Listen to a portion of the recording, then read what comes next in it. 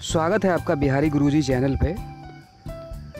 बिहार सचिवालय सहायक को लेकर के काफ़ी सारा डाउट जो है पिछले 2 साल से, जब से नोटिफिकेशन आने का हल्ला शुरू हुआ है तब से 2 चीज़ खास करके, एक तो बहाली का कि बीपीएससी से होगा या बीएसएससी से होगा, इस पर एक कन्फ्यूज़न जो है बरकरार है पिछले 2 सालों से, और दूसरा एक नोटिफिकेशन का।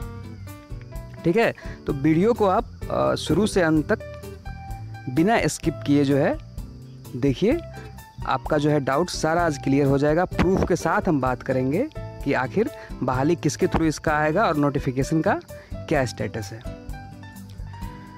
चलिए शुरू करते हैं। सबसे पहले आप 7वां वेतन आयोग से पहले का जो कंडीशन था उस पर एक नज़र डालिए। ठीक है, तो 7वां वेतन आयोग जो है बिहार सरकार द्वारा, इसका रिपोर्ट 2017 में आया है और 2017 में ही ये लागू हुआ है। ठीक है, सेंट्रल में 2016 में लागू हुआ था।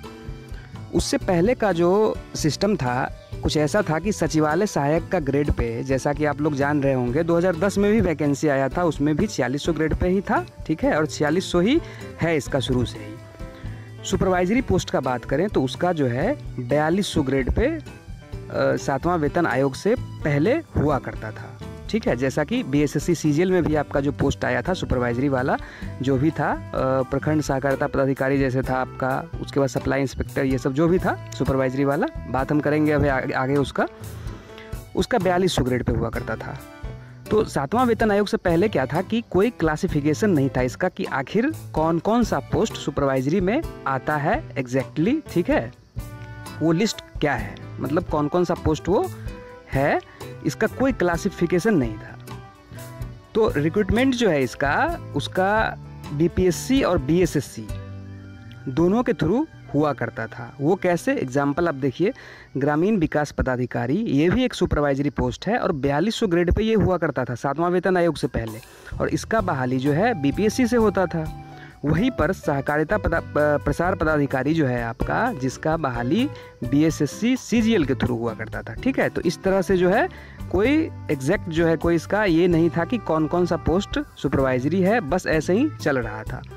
अब जो है रिपोर्ट आ गया 7वां वेतन आयोग का 2017 में, तो इस रिपोर्ट में जो है कमेटी रेकमेंड किया कि 24 टाइप का 24 types of post classified as supervisory post, 24 तरह के पोस्ट को क्लासिफाई कर दिया कि ये सारे जो हैं वो सुपरवाइजरी पोस्ट हैं। ठीक है, और इसका ग्रेड पे जो है 4200 नहीं 4600 होगा। ठीक, ये 7वां वेतन आयोग रेकमेंड किया, जैसा कि हो भी गया। उसके बाद आप लोग देखें, जितना भी पोस्ट था 4200 ग्रेड पे का बीएसएससी सीजीएल वाला, वो सारा जो है 4600 ग्रेड पे का हो गया। तो ये अब पोस्ट है, इसमें आप देखिए जैसे कि सप्लाई इंस्पेक्टर है, सर्किल इंस्पेक्टर हो गया, जिसका नाम बदल के फिर बाद में जो है रेवेन्यू ऑफिसर कर दिया गया, राजस्व अधिकारी। उसके बाद जो है ग्राम पंचायत सुपरवाइज़र है, कोऑपरेटिव एक्सटेंशन ऑफिसर है, ब्लॉक वेलफेयर ऑफिसर है, ये सब सीजीएल में था। ठीक है, ये तो हो गया 7वां वेतन आयोग के रिपोर्ट का बात।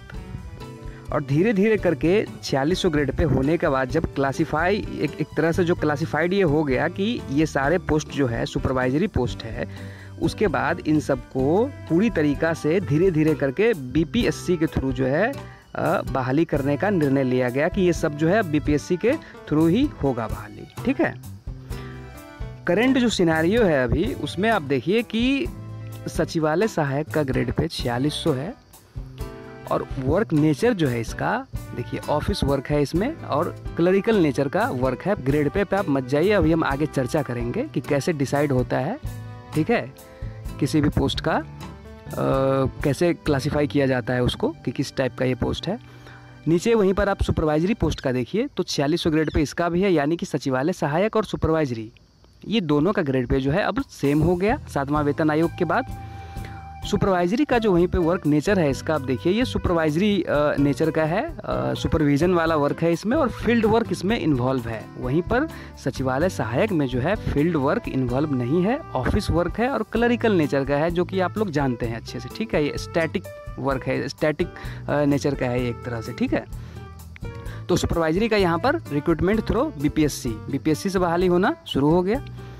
अब यहाँ पर क्या हुआ कि देखिए, डिमांड ऑफ बिहार सचिवालय सेवा संघ, तो बिहार, इसको आपको पढ़ना नहीं है, सही से ये दिख भी नहीं रहा होगा, ये लेटर धुंधला है थोड़ा सा, ठीक है। नीचे हम क्लियर कर दिए हैं आपको कि डिमांड ये किया बिहार सचिवालय सेवा संघ कि सुपरवाइजरी वाला जो पोस्ट था वो लेवल 7 में आ गया, यानी कि 4600 ग्रेड पे में, और असिस्टेंट जो है मेरा वो भी 4600 ग्रेड पे का है। तो आप सुपरवाइजरी का जो है वाले पोस्ट का जो बहाली बीपीएससी से कर रहे हैं, तो इस असिस्टेंट को भी, जो कि लेवल 7 में ही आता है सुपरवाइजरी संवर्ग की तरह, तो आप इसको भी बहाल करिए बीपीएससी के थ्रू, ठीक है। ये तो डिमांड हो गया। जैसा कि आप लोग जानते हैं कि कोई भी संघ जो होता है वो अपने एम्प्लॉई के बेटरमेंट के लिए जो है वो हमेशा डिमांड करते रहता है, जो भी अच्छा हो, भलाई हो उसके लिए, ठीक है।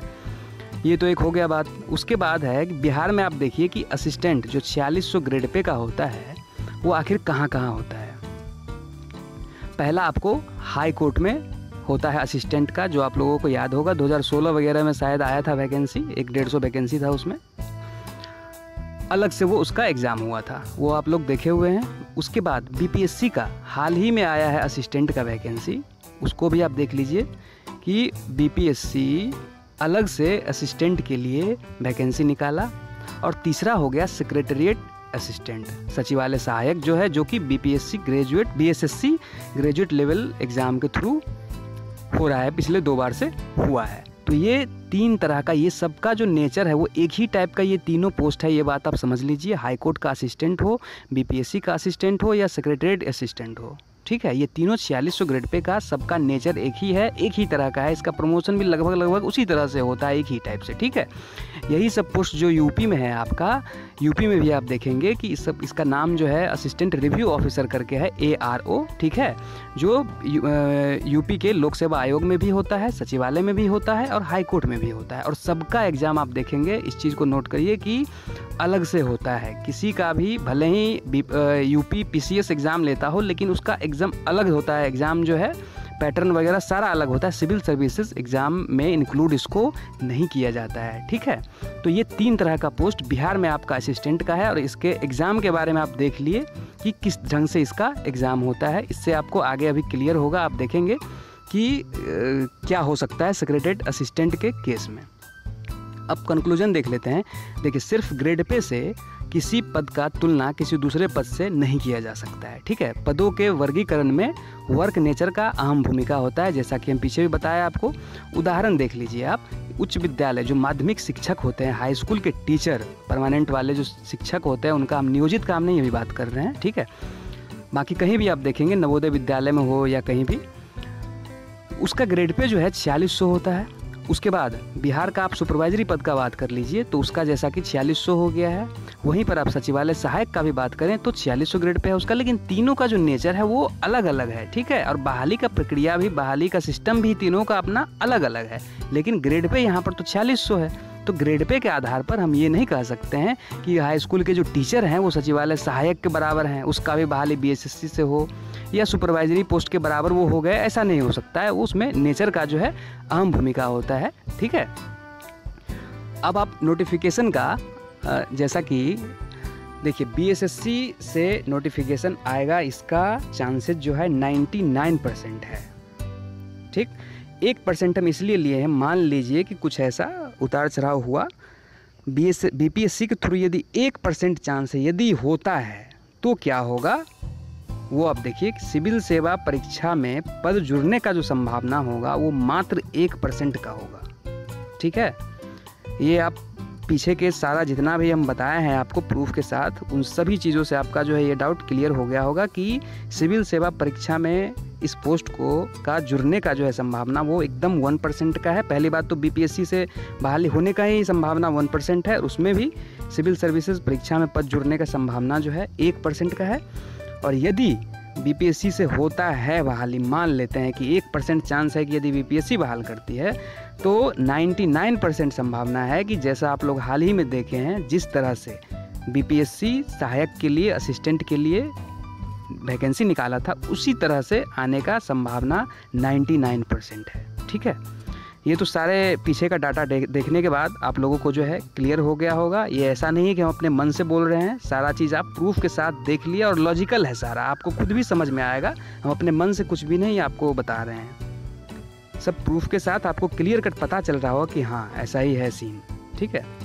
उसके बाद नोटिफिकेशन का बात कर लेते हैं। तो देखिए ऑफिशियल कंफर्मेशन कुछ नहीं है। आप पिछले 2 साल से जो भी चीज़ देख रहे हैं, कहीं भी सर्कुलेट हो रहा है, ठीक है, कुछ भी है, वो बस बताया जा रहा है आपको कि ठीक है आएगा, ठीक है, लेकिन ऐसा कोई भी ऑफिशियल कंफर्मेशन नहीं है, बस आने का है। हाँ, एक चीज़ आप कह सकते हैं, ये संभव है कि जैसा कि ट्रेंड रहा है हमेशा से कि इलेक्शन से पहले नोटिफिकेशन आ सकता है। कुल मिलाकर के आप एक संभावना भी व्यक्त किया जाए तो ये यही संभावना है कि इलेक्शन से पहले नोटिफिकेशन आपका जो है वो आ सकता है, ठीक है। कुल मिलाकर के यही बातें हैं। इस तरह से हम सचिवालय सहायक से रिलेटेड और बीएसएससी सीजीएल से संबंधित और भी वीडियो पर हम वर्क कर रहे हैं। धीरे धीरे करके आपको सारा वीडियो मिलते रहेगा। चैनल पे यदि आप नए हैं तो चैनल को ज़रूर सब्सक्राइब कर लीजिए, इसी तरह का वीडियो आपको समय पर ताकि मिलता रहे। मिलते हैं फिर एक नई वीडियो में नई इन्फॉर्मेशन के साथ। Thank you.